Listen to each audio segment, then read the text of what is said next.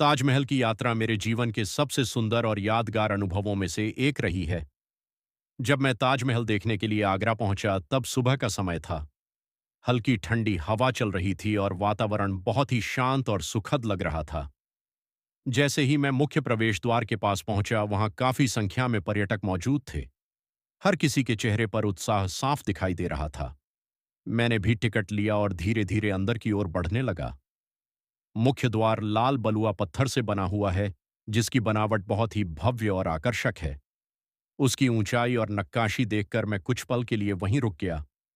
फिर जैसे ही मैं उस दरवाजे के बीच से आगे बढ़ा, मेरे सामने ताजमहल की पहली झलक दिखाई दी।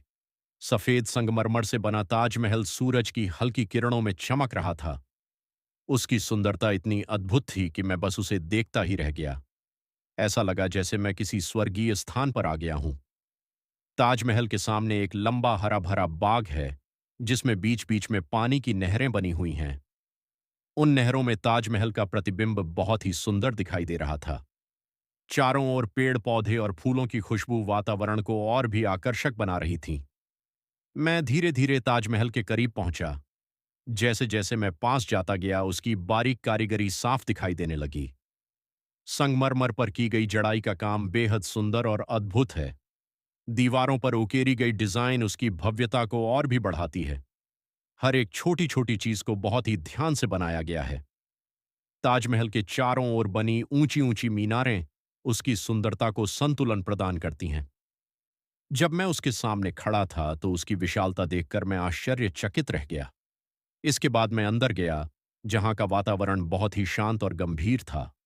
लोग धीरे धीरे चल रहे थे और इस ऐतिहासिक धरोहर को महसूस कर रहे थे। ताजमहल के पीछे बहने वाली यमुना नदी का दृश्य भी बहुत ही मनमोहक था। वहां से आती ठंडी हवा मन को एक अलग ही सुकून दे रही थी। ताजमहल केवल एक इमारत नहीं है, बल्कि यह सच्चे प्रेम का प्रतीक है। शाहजहां ने अपनी पत्नी मुमताज महल की याद में इस अद्भुत स्मारक का निर्माण करवाया था। इसकी सुंदरता के साथ साथ इसकी कहानी भी हर व्यक्ति के दिल को छू जाती है। लगभग 4 मिनट 27 सेकंड के इस अनुभव में मैंने ताजमहल की भव्यता, कला और भावनाओं को महसूस किया।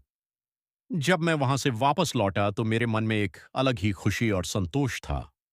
यह यात्रा मेरे लिए हमेशा एक यादगार अनुभव बनी रहेगी।